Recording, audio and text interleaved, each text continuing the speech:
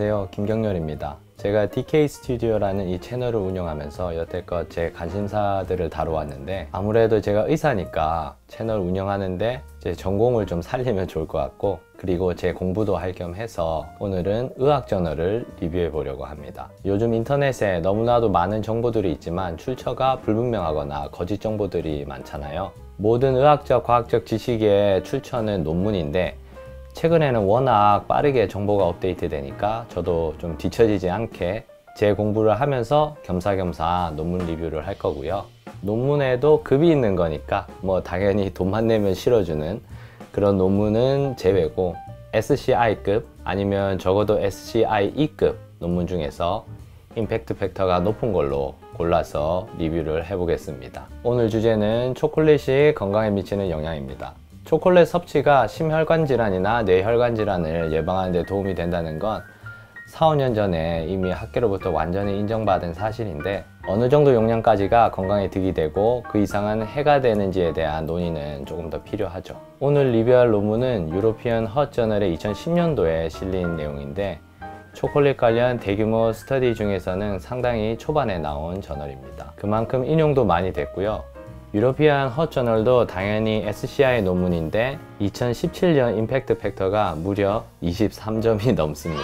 보통 5점만 넘어도 나쁘지 않은 거고 10점 정도 되면 굉장히 좋은 거거든요. 근데 23점이면 정말 최강급이고, 뭐 그만큼 권위가 있는 저널이란 뜻이죠. 제목은 이런데 뭐 해석하자면, 독일 성인에서 초콜릿 섭취가 혈압과 심혈관 질환에 미치는 영향 정도라고 할 수 있고, 그러니까 독일인들을 대상으로 수행된 스터디죠.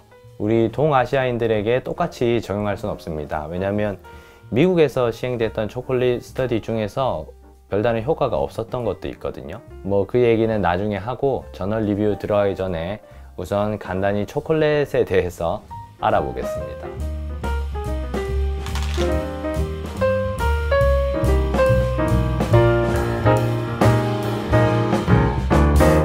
초콜릿은 티오브로마 카카오라는 코코아 나무의 씨앗을 원료로 만드는데, 중앙아메리카 지역에서는 고대부터 약으로 사용됐고, 유럽에는 16세기 대항해 시대에 전해졌죠. 초콜릿은 카카오 메스, 카카오 버터, 그리고 설탕을 섞어서 만드는데, 카카오 메스의 함량에 따라서 다크 브라운 초콜릿으로 구분됩니다. 이건 카카오 메스 함유량이 높다고 알려진 초콜릿인데 72%라고 써있네요. 여기에 우유를 섞으면 밀크 초콜릿이 됩니다. 우리가 마트에서 구입하는 대부분 초콜릿이 이런 밀크 초콜릿이죠. 이건 카카오 메스 함유량이 19%라고 써져 있네요. 색이 하얀 화이트 초콜릿은 카카오 메스 없이 카카오 버터에 설탕 그리고 유제품을 섞어서 만들고요. 초콜릿 성분 중에 건강에 도움이 되는 건 항산화 작용을 하는 플라바놀이라는 폴리페놀과 혈관 확장에 도움을 주는 나이트릭 옥사이드인데, 이 두 성분은 주로 카카오 메스 안에 들어 있습니다. 이제 서론을 마치고 본격적인 논문 리뷰를 해보겠습니다.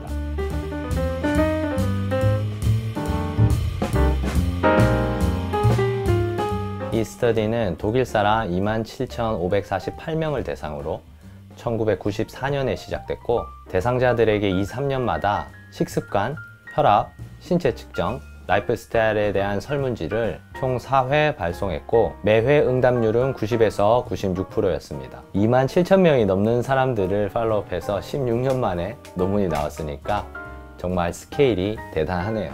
물론 이 데이터들이 초콜릿 논문에만 사용된 건 아니고, 주로 음식 섭취와 암발병 관련성을 연구하는 데 사용됐는데, 곁다리로 초콜릿에 대한 통계도 얻을 수 있게 된 거죠. 대상자들 중에서 712명은 사망하거나 응답 거부했고, 고혈압이나 심장병이 있는 환자들의 데이터는 사용하지 않아서 대상자의 70%, 총 19,357명의 데이터가 사용됐습니다. 설문지에는 무려 148가지 음식에 대한 복용 주기와 복용량에 대한 질문이 있었는데, 초콜릿에 관해서는 50g짜리 초코바를 얼마나 자주 먹냐를 4가지 중에 선택하게 했습니다. 148가지 음식에 대한 설문에 답장을 한 사람이 90%가 넘었다는 게 더 놀랍네요. 그 외에 혈압, 몸무게, 키, 허리둘레, BMI, 기초대사량, 흡연량, 교육 수준, 직업, 취미, 운동량에 대한 질문이 있었고, 심근경색이나 뇌경색 발생은 환자 보고나 사망진단서 또는 주치의를 통한 의무기록으로 확인했습니다.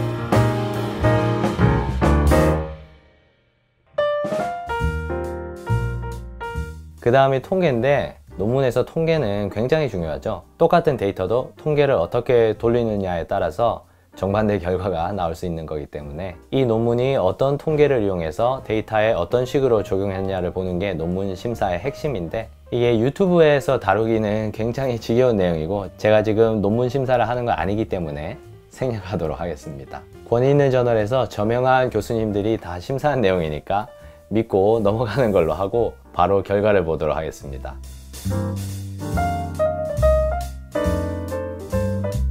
각 대상자를 평균 8.1년 팔로우했고 그 중에서 92.3%가 하루 평균 6g의 초콜릿을 섭취했습니다.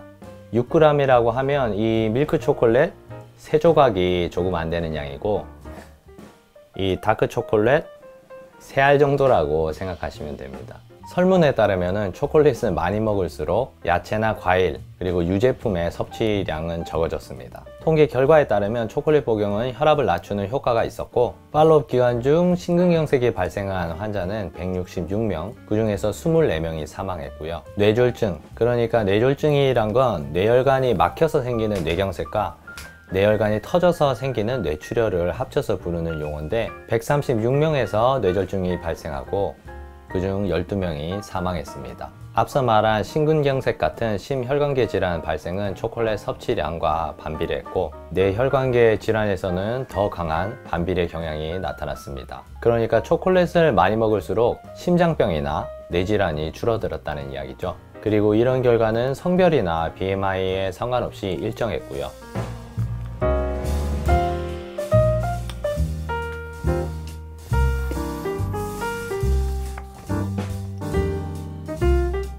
이 논문에서 혈압 감소 수치는 다른 초콜릿 논문들과 비교해서 적은 편인데, 그건 대상자들 중에 밀크 초콜릿을 먹는 사람들이 많아서 그런 것 같고요. 심혈관 질환보다는 뇌혈관 질환의 예방 효과가 더 좋은 건 다른 스터디들과 비슷한데, 코코아가 뇌 혈류를 증가시킨다는 최근 연구 결과들이 있습니다. 이 연구의 몇 가지 한계점에 대해서 말씀드리자면, 148가지 음식에 대한 질문 중 초콜릿에 대한 질문은 하나뿐인데, 코코아가 초콜릿 말고 다른 음식에 들어가는 경우도 있죠. 밀크와 다크 초콜릿을 구분해서 통계를 돌리지도 못했고요. 그리고 음식 섭취나 혈압 같은 환자 관련 질문들도 이 수치가 언제나 안정적이었다는 가정하에 작성되는 것이라서 현실을 정확하게 반영하지 못할 수도 있습니다. 질병 발생률은 진단서나 의무 기록을 참고한 것도 있지만 환자 자기보고도 포함시켰기 때문에 환자가 본인의 질병명을 제대로 알지 못하고 체크했을 가능성도 있다.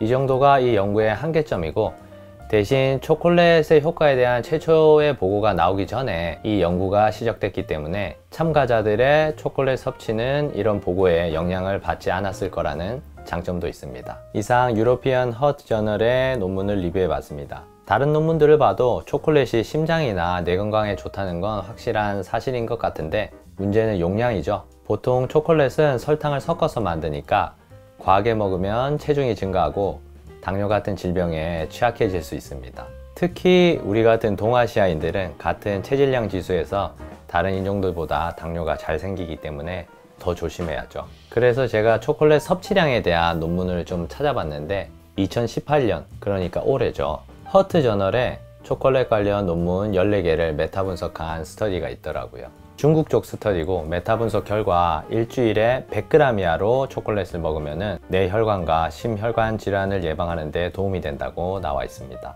100g 이상이면 당 섭취에 의한 부작용이 커지고요. 이게 한 통에 86g이니까 일주일에 한 통 정도 먹으면 충분하겠네요. 오늘 영상은 여기까지 하겠습니다. 오늘 영상이 도움이 되셨다면 좋아요와 구독 부탁드리고요. 제가 아래 설명란에 오늘 리뷰한 논문의 링크를 걸어 놓을 테니까 필요하신 분들은 찾아보시고, 반응이 괜찮으면 다음에 다른 논문들도 한번 리뷰해 보겠습니다. 반응이 안 좋으면 뭐 그만하는 걸로. 여기까지 시청해 주셔서 감사드리고, 그럼 저는 다음에 뵙겠습니다. 감사합니다.